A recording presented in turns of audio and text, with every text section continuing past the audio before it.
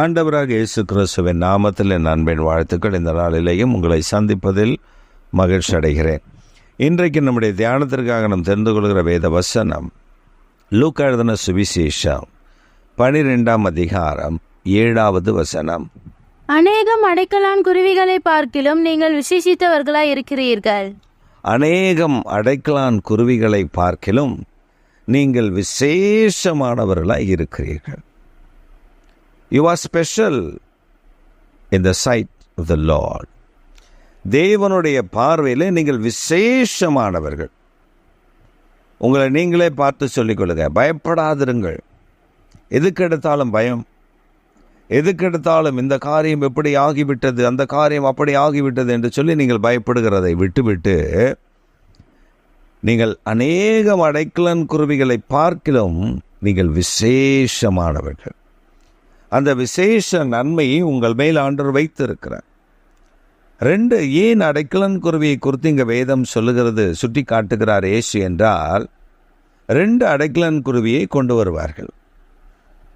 அந்த 2 அடைக்கலன் குருவியில் ஒன்று மரித்து போகும், ஒன்று உயிரோடு பறக்க விட்டு விடுவார்கள். அப்போ அது அந்த 2 அடைக்கலன் குருவியும் பயந்து கொண்டு தான் வரும். ஒன்றை அந்த தீட்டு ஜலத்தின் மேலே அந்த கழுத்தை முறித்து அந்த ஜலத்திற்குள் அந்த இரத்தத்தை சிந்தி அந்த ஜலத்தை அவர்கள் பரிசுத்தப்படுத்தி அதை தெளிப்பதற்கு கொடுப்பார்கள். இது ஒன்று. இன்னொரு அடைக்கலன் குருவியின் மேல் இந்த தண்ணீரை தெளித்து அதை பறக்க விட்டு விடுவார்கள். அப்போ ஆண்டவர் சொல்லுகிறார், 2 அடைக்கலன் குருவியில் ஒன்றுக்கு ஒன்று 2 நம்பிக்கையற்றிருந்தது, ஆனால் ஒன்றுக்கு நம்பிக்கை உண்டாகிறது. அப்போ அடைக்கலன் குருவிக்கே, பல அடைக்கலன் குருவிகளுக்கே அவைகள் அந்த பாதுகாப்பு கிடைக்குமே என்றால், நீங்கள் அடைக்கலன் குருவிகளை காட்டிலும் விசேஷமானவர்கள். ஏனென்றால் நாம் நினைக்கிறோம், நிறைய கம்ப்ளைண்ட் நம்ம குடும்பத்தில் எல்லாம் சொல்லுவோம். மனைவி புருஷனை பார்த்து சொல்லுவாங்க, எனக்கு நிறைய முடி கொட்டுது. புருஷன் மனைவி இடத்துல சொல்லுவார், எனக்கு நிறைய முடி கொட்டுது. ஐயோ நான் சொட்டையாயிருவேனோ, ஐயோ எனக்கு முடியெல்லாம் போயிருமோ. ஆண்டவர் அவர் உங்கள் தலையில் இருக்கிற எல்லாவற்றெல்லாம் எண்ணி வச்சிருக்க. அது ஒன்று விழுந்தால் கூட அவர் கணக்கில் கழிஞ்சு போகும்.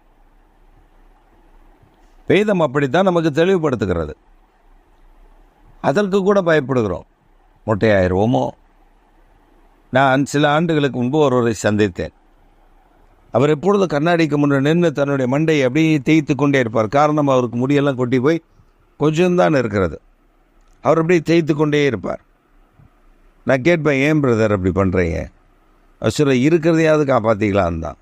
எல்லாம் கொட்டிகிட்டே போகுது, இருக்கிறதையாவது காப்பாற்றலாம். ஏன் அது கொட்டிடுச்சுன்னா ஊரில் யாரும் சேர்க்க மாட்டாங்களா? பயம், அழகு போயிடும். முன்னாடி நல்ல முடியோடு இருந்து ஒரு அழகாக இருந்தால் அது ஒரு காலம். முடியெல்லாம் கொட்டி போனது. இப்போ இது இப்படி ஆண்டவர் நம்மளை பார்க்க விரும்புகிறார். அதுதான் நாம் புரிந்து கொள்ள வேண்டிய ஒன்று. சில பார்த்தீங்கன்னா ஒரு முடி நரைச்சாலும் உடனே டை அடித்து அதை அப்படியே கிளியர் பண்ணி அப்படியே இளமையாக காண்பித்து கொள்ள வேண்டும். அப்படி அந்த இளமையை காண்பித்து கொள்வதனால என்ன இருக்குது? நம்மை நாமே அழகுபடுத்தி மற்றவர்களுக்கு முன்பாக அழகாக இருக்கிறோம் என்று சொல்லி நம்மை காண்பித்துக் கொள்வதால் நமக்கு லாபம் என்ன? நஷ்டம்தான் நிறைய. நமக்கு வரக்கூடிய ஆபத்துகள், நமக்கு வரக்கூடிய பிரச்சனைகள், நமக்கு வரக்கூடிய போராட்டங்கள் நிறைய இருக்கும். அதனால தான் ஒரு பக்தன் பாடினார், அழகு மாயை நிலைத்திடாதே, அதை நம்பாதே.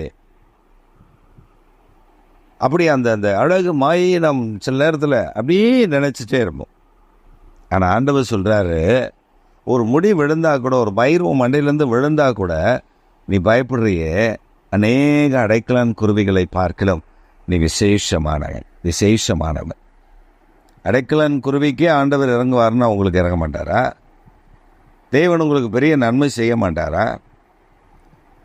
தாவீது சொல்லும்போது சொல்லுகிறான், என் கால்கள் சறுக்களுக்கு சற்றே தப்பிற்று,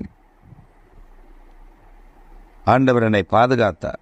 சில நேரத்தில் நம்ம சொல்கிறோம்ல, இந்த ஆபத்திலிருந்து, இந்த விபத்திலிருந்து கர்த்தர் என்னை எவ்வளவு அழகாக பாதுகாத்தார். இதுதாங்க கர்த்தர். நீங்கள் விசேஷமானவர்கள். இன்றைக்கு உங்களை பார்த்து நீங்களே சொல்லிக் கொள்ளுங்கள், நீங்கள் விசேஷமானவர்கள். நீங்கள் அடைக்கலன் குருவி கிடையாது. நீங்கள் மற்றதை போல அல்ல, நீங்கள் விசேஷமானவர்கள். இன்றைக்கு அந்த விசேஷித்த நன்மை உன் பயத்திற்கு ஏன் அதை அப்படி சொல்லி ஆண்டவர் அழுத்தமாக சொல்ல விரும்புகிறார் என்றால், உன் பயத்துக்கு நீ விலகு. ஏன்னா நீ பயப்படுகிறது உனக்கு வராது. நீ பயந்திருக்கிற காரியம் உன்னை தொடுவதில்லை. ஏன்னா அவரை நம்பி இருக்கிறபடினால் நீ விசேஷமானவர். விசேஷமானவர். உன்னை அந்த ஆபத்துக்கள், அந்த தீங்கு தொடுவதற்கு ஆண்டவர் அனுமதிக்க மாட்டார். தேவனாகிய கர்த்தருடைய நாமத்தை அப்படியே தொழுது கொண்டிருங்கள். கர்த்தர் பெரிய காரியங்களை செய்வார். இன்றைக்கு இந்த விடியற்காலம் உங்களுக்கு ஒரு நற்செய்தியை கொண்டு வருகிறது. அது என்ன நற்செய்தி தெரியுமா? நீங்கள் விசேஷமானவர்கள். உங்கள் பயத்தெல்லாம் எடுத்து தூக்கி வீசி விடுங்கள். நீங்கள் விசேஷமானவர். எல்லா பயத்துக்கும் நீங்களாக்கி உங்களை பாதுகாக்கிற கர்த்தர் உங்கள் நடுவில் இருக்கிறார். பயப்படாதீர்கள். நீங்கள் விசேஷமானவர். போகும் வரும் பொழுதும் தேவனே என்னோடு கூட இருப்பேன் என்று சொல்லியிருக்கிறேன். நீர் என்னோடு இருப்பதற்காக உமக்கு ஸ்தோத்திரம். முடிவு வரைந்தும் என் கூட நீர் இருப்பதற்காக உமக்கு நன்றி என்று சொல்லிக்கொண்டே போங்க.